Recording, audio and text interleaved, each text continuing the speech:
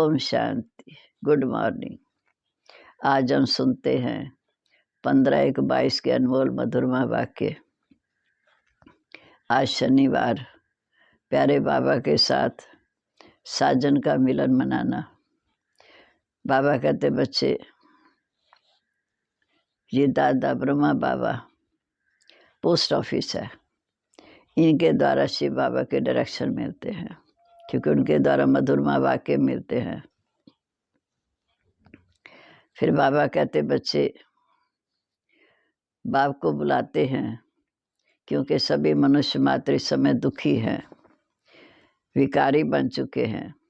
यह है तम प्रधान दुनिया। इस समय रावण राज्य है। रावण राज्य नाम तो मशहूर है। रावण राज्य को भारत में मानते हैं। रावण राज्य भी, राम राज्य भी। भारत को रावण ने ही गिराया है। जब हम विकारी बनते हैं तो हमारी बुद्धि तम प्रधान बनती गई। जब देवता थे तो हम बहुत सुखी थे, लेकिन जब वाम मार्ग में जाते, द्वापर और त्रेता के संगम पर जब वाम मार्ग में जाते हैं, विकारी बनते हैं। यही भारत निर्विकारी था, यही भारत फिर विकारी बना, पतित बना। यही भारत श्रेष्ठाचारी था, पतित है। जब से पतित बनना शुरू हुआ तो भक्त भी पुजारी बन गए। फिर बाबा ने कहा कि जब पुजारी बनते हैं तो भगवान को याद करते हैं। तो ये भी समझाया कि बाबा भी सारे कलम में एक ही बार आते हैं, इसी पुरुषोत्तम संगम युग में, जो आकर फिर हमारी चढ़ती कला होती है। संगम युग ही चढ़ती कला का युग है, बाकी सब उतरती कला है। आज हम जितना पुरुषार्थ करेंगे उतना सतयुग में उच्च पद के अधिकारी बनेंगे।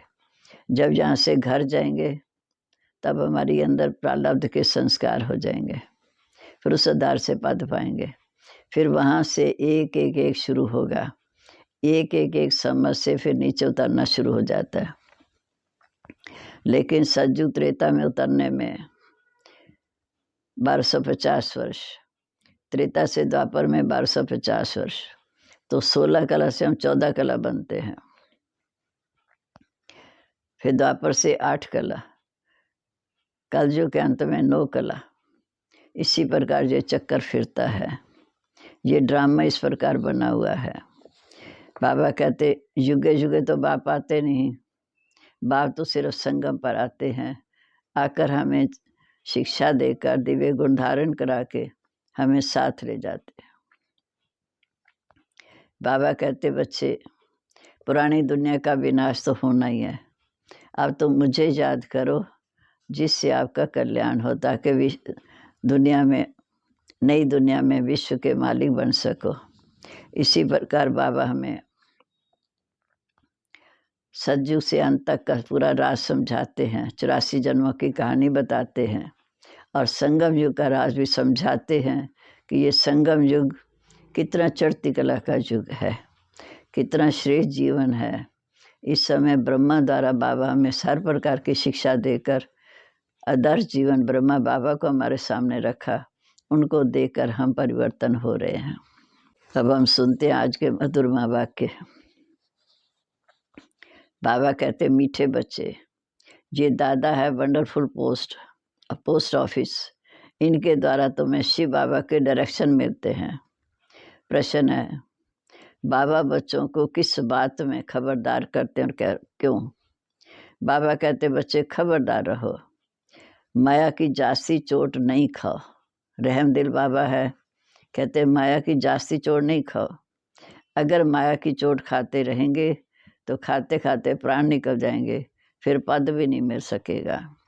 ईश्वर के पास जन्म लेकर फिर माया की चोट से चला जाए तो मौत सबसे खराब है।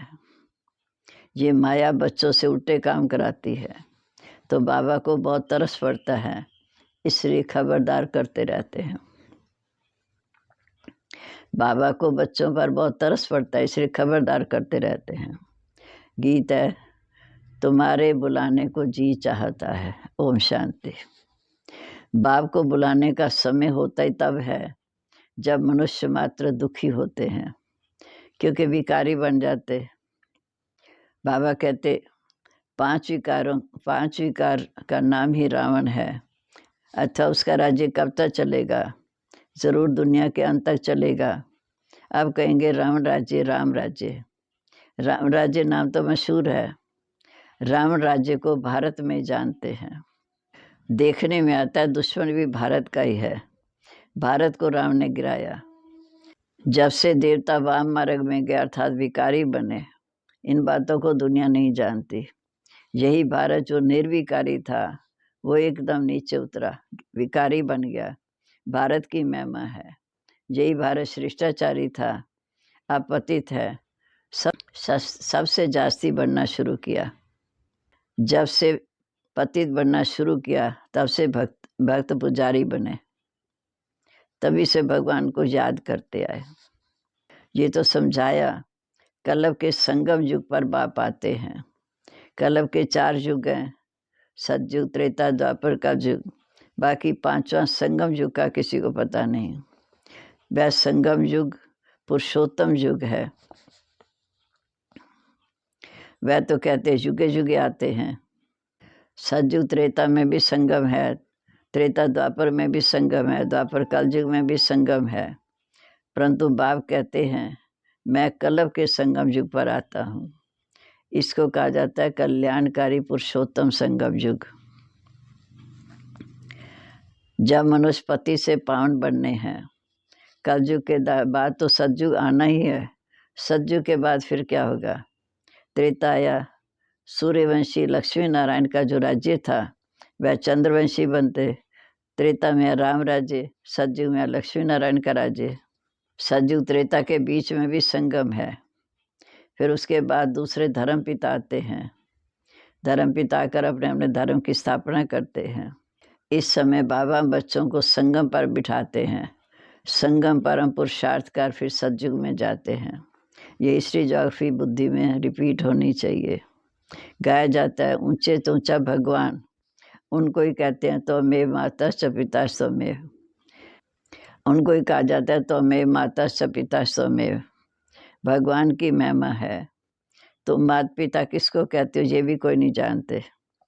आजकल तो कोई भी मूर्ति के आगे जाकर कहते हैं तो माता पिता हम बालक तेरे। अब माता पिता किसको कहें? क्या लक्ष्मी नारायण को या ब्रह्मा सरस्वती को? यदि परमात्मा फादर है तो मम्मा भी होनी चाहिए, मदर भी होनी चाहिए। ये जानते नहीं कि माता पिता किसको कहा जाए। ये गुये बातें बाप ही जानते हैं। वह क्रिएटर है, वह क्रिएटर है। महिमा तो एक शिव बाबा की करेंगे, ऐसे नहीं कि कभी ब्रह्मा की करेंगे, कभी विष्णु की या शंकर की, नहीं। महिमा एक ही करते हैं, गाते भी हैं हे पति पावन आओ। तो जरूर कलयुग के अंत में आएंगे। पतितों को पावन बनाने वाला एक बाप है, उनको जरूर पति दुनिया में ही आना पड़ता है, आकर पतितों को पावन बनाते हैं। सतयुग में पावन दुनिया, कलयुग में पति दुनिया। पुरानी दुनिया को नया बनाना एक बाप का काम है। नई दुनिया की स्थापना, पुरानी दुनिया का विनाश। बाप ब्रह्मा द्वारा स्थापना विष्णुपुरी की। ब्रह्मा और ब्राह्मणों द्वारा स्थापना होती है।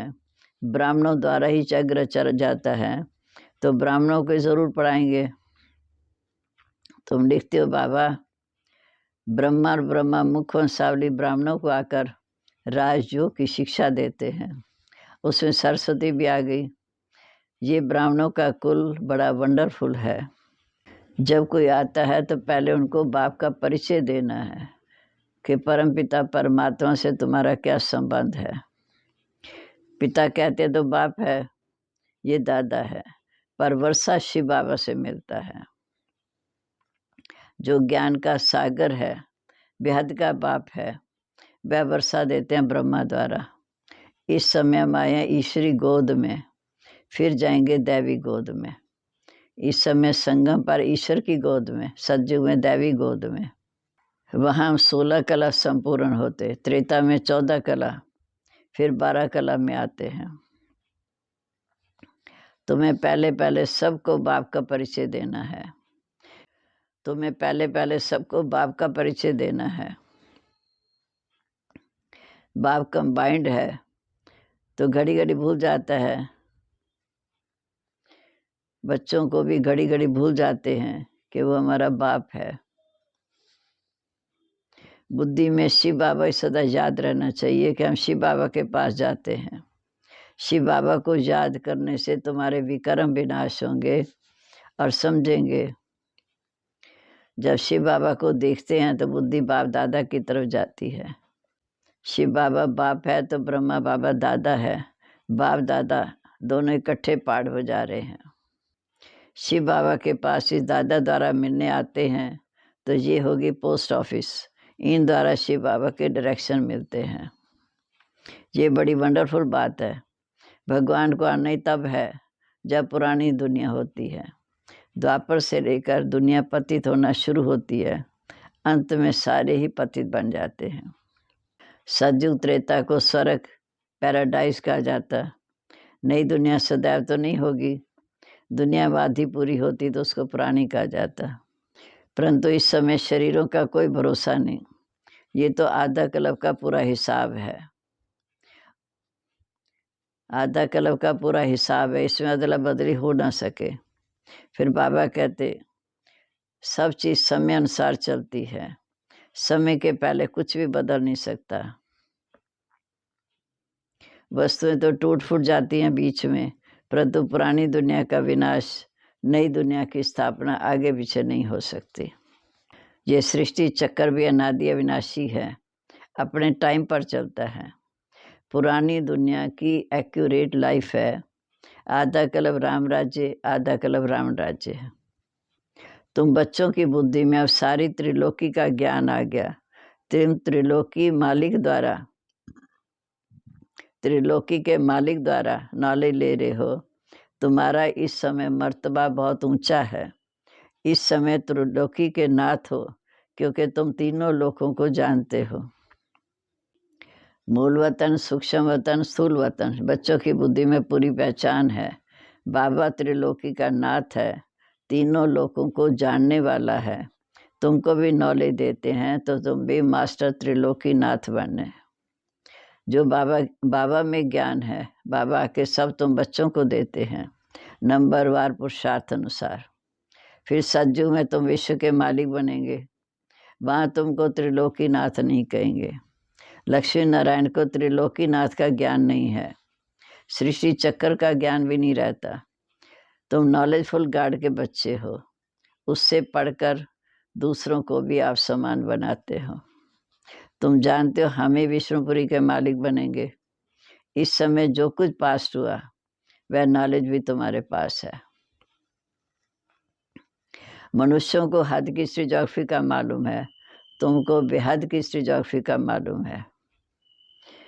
उनको बहुबल की लड़ाई का मालूम है, योग बल की लड़ाई का किसी को मालूम नहीं। हम योगवाद से विश्व पर राज लेते हैं। सिखलाने वाला बाप है जो त्रिलोकी का नाथ है। इस समय तुम्हारा मर्तबा बहुत ऊंचा है। तुम नॉलेजफुल बाप के बच्चे, मास्टर नॉलेजफुल हो। ये भी तुम बच्चे जानते हो कि शिव बाबा ज्ञान का सागर है, आनंद का सागर है। उसको कहते सत्य चित आनंद स्वरूप। इस समय आनंद को तुम फील करते हो, क्योंकि बहुत दुखी थे। उसकी भेंट में इस समय सुख और खुशी महसूस होती है। लक्ष्मी नारायण भी इन बातों को नहीं जानते, वो तो सिर्फ सज्जू की रजाई करते हैं, बादशाही करते हैं। ये तो उनकी इस समय के पुरुषार्थ की प्रारब्ध है। तुम भी जरूर स्वर्ग में जाकर राज करेंगे, वहाँ अच्छे अच्छे महल बनाएंगे, वहाँ चिंता की कोई बात नहीं रहती। ये बुद्धि में स्थायी आनंद रहना चाहिए। बाप समझाते तुमको बॉस थेरियम बनना होगा। लोग अमरनाथ पर जाते हैं, फिर भी उनको उतरना तो ज़रूर है। तुम जाएंगे बाप के पास, फिर नई दुनिया में आएंगे। पुरानी दुनिया में वापस नहीं आएंगे, नई दुनिया में आएंगे, सतयुगी दुनिया में। तब फिर उतरना शुरू होगा। ये हमारी बेहद की यात्रा है। पहले बाबा के पास आराम से शांति धाम रहेंगे, फिर राजधानी में आएंगे, राज करेंगे। फिर जन्म बाय जन्म नीचे उतरते आएंगे। इसको चक्र कहो, उतराई चढ़ाई कहो, बात एक है। अब हम नीचे से ऊपर जा रहे हैं, फिर उतरना शुरू होगा। ये बातें श्रूड बुद्धि वाले अच्छी तरह जानते हैं, वे अच्छी रीति से समझाते हैं और सन्मुख भी समझ सकते हैं। ये बाबा भी कोई कुछ नहीं जानता था। अगर इनका कोई गुरु होता तो और भी होते, फॉलोअर्स होते, और एक गुरु ने तो ज्ञान नहीं लिया ना। ये बेहद का स्कूल है, सारे कलम में एक ही बार खुलता है। वैस को तो चलते आते, जैसा राजा वैसी लैंग्वेज, भाषा। वहाँ सतयुग में तो स्कूल में जाते हैं, भाषा धंधा धोरी आदि भी सब सीखते हैं। वहाँ सब कुछ नया होगा। सबसे अच्छी से अच्छी चीज़ जो होनी चाहिए वह स्वर्ग में होगी। फिर सब कुछ पुराना धीरे धीरे पुराना होता जाएगा। अच्छे से अच्छी वस्तु मिलती है देवताओं को। महसूस करते हैं कि नई दुनिया में सब कुछ नया मिलेगा। बाबा सब बातों को समझाकर फिर हमें लाइक बनाते, फिर कहते दूसरों को भी समझाओ। अब तुम संगम पर हो, हमारे लिए तो दुनिया बदल रही है। ड्रामा अनुसार मैं फिर आया हूँ, कल पहले भी आया था, फिर आया हूँ तुमको पति से पावन देवी देवता बनाने। ये चक्र तो फिरता ही है। प्रजापिता ब्रह्मा द्वारा जरूर ब्राह्मण ही रचे होंगे। ब्राह्मणों द्वारा यज्ञ रचा है, ब्राह्मण ही सो देवता बनेंगे। इसलिए विराट रूप का चित्र भी दिखाया है, जिससे सिद्ध होता है कि ब्रह्मा मुख वंशावली ब्राह्मण ही सो देवी देवता बनते हैं। वृद्धि होती जाएगी, देवता से क्षत्रिय, फिर वैश्य, फिर शूद्र। ये संगम युग नामी ग्रामी है। कहा जाता आत्मा परमात्मा अलग रे वो काल, सुंदर मिलन सजरा जब सतगुरु मिला दलाल। इस संगम युग का शिव बाबा ब्रह्मा द्वारा हमें मिलते हैं। ये चढ़ती कला है, फिर उतरती कला शुरू होगी। ये भी समझाना है कि पहले ईश्वरी औलाद, फिर बनेंगे दैवी औलाद, फिर थोड़ा थोड़ा कम होता जाता। तुम पूछ सकते हो कि दुख करता सुख करता कौन? जरूर परमपिता परमात्मा को कहेंगे। जब दुनिया का दुख मिट जाएगा तो विष्णुपुरी बन जाएगी। ब्राह्मणों के दुख मिट जाते हैं, सुख मिल जाते हैं।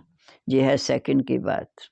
लौकी बाप की गोद से निकल परलौकी बाप की गोद में आ गए, ये कितनी खुशी की बात है। ये सबसे बड़ा इम्तिहान है। राजाओं का राजा बनते, कितने करोड़ों आत्माओं में बाबा ने हमें सिलेक्ट किया, कितना बड़ा इम्तिहान है। राजाओं का राजा बनते, राजयोग परमपिता परमात्मा के सिवाय और कोई सिखा न सके। बाबा खबरदार करते हैं कि चलते चलते बच्चों से कभी उल्टा काम करा देती है माया। फिर बाबा को तरस पड़ता है, फिर समझाते हैं बच्चे खबरदार रहो, जास्ती चोर नहीं खाओ, नहीं तो पद भी चला जाएगा। ईश्वर के पास जन्म ले फिर मर जाए, ये मौत तो सबसे खराब है। कोई राइट नहीं लगते तो छोड़ दो, कोई बात राइट नहीं लगती छोड़ दो, संशय पड़ता तो नहीं देखो। बाबा कहते बच्चे मन मना भव, मुझे याद करो और सुदर्शन चक्र फिराते रहो। ओम शांति। अच्छा, मीठे मीठे सिक्के लदे बच्चों प्रीत, माता पिता बाप दादा का याद प्यार, गुड मॉर्निंग। रूहानी बाप की रूहानी बच्चों को नमस्ते। रूहानी बच्चों की रूहानी बाप दादा को नमस्ते। नमस्ते बाबा, गुड मॉर्निंग। शुक्रिया बाबा, शुक्रिया। कितनी ऊंची मंजिल पर ले जा रहे हैं। अब धारणा के लिए मुख्य सार। पहली पॉइंट, बाप समान मास्टर नॉलेजफुल बनना है। बाप समान मास्टर नॉलेजफुल बनना है। ज्ञान का सिमरन कर अपार खुशी में रहना है। आनंद का अनुभव करना है। अनेक प्रकार के तूफान में रहते स्वयं को स्थैर्य बनाना है। माया की चोट से बचने के लिए बहुत बहुत खबरदार रहना है। अब आज का वरदान, दिव्य गुणों रूपी प्रभु प्रसाद खाने और खिलाने वाले, दिव्य गुणों रूपी प्रभु प्रसाद खाने और खिलाने वाले संगम युगी फरिश्ता सो देवता भाव।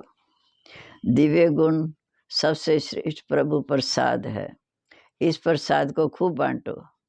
जैसे एक दो में स्नेह की निशानी स्थूल टोली खिलाते हैं ना, एक दो में स्नेह की निशानी स्थूल टोली खिलाते हैं, ऐसे ये गुणों की टोली खिलाओ। जिस आत्मा को जिस शक्ति की आवश्यकता है उसे अपनी मनसा अर्थात शुद्ध वृत्ति वाइब्रेशन द्वारा शक्तियों का दान दो। कर्म द्वारा गुणमूर्त बन गुण धारण करने में सहयोग दो। तो इस विधि से संगम युग का जो लक्ष्य है फरिश्ता सो देवता, वह सहज सर्व में प्रत्यक्ष दिखाई देगा। स्लोगन है, सदा मंगूसा में रहना यही ब्राह्मण जीवन का सांस है। सदा मंगूसा में रहना यही ब्राह्मण जीवन का सांस है। लवलीन स्थिति का अनुभव करना। आत्मा परमात्मा के अनुभव में सहज योगी बन उड़ते रहो। परमात्मा प्यार के अनुभव में सहज योगी बन उड़ते रहो। परमात्मा प्यार उड़ने का साधन है। उड़ने वाले कभी अपनी ओर आकर्षण उड़ने वाले कभी धरती के आकर्षण में आ नहीं सकते। माया का कितना भी आकर्षण रूप हो, लेकिन वह आकर्षण उड़ती कला वालों के पास पहुंच नहीं सकते। परमात्मा प्यार के अनुभव में सहज योगी बन उड़ते रहो। परमात्मा प्यार उड़ाने का साधन है। उड़ने वाले कभी धरती के आकर्षण में नहीं आ सकते। माया का कितना भी आकर्षित रूप हो, लेकिन वह आकर्षित उड़ती कला वालों के पास पहुंच नहीं सकती। ओम शांति। अब हम प्यारे बाबा को याद करेंगे, मुरली का मंथन करेंगे। ओम शांति।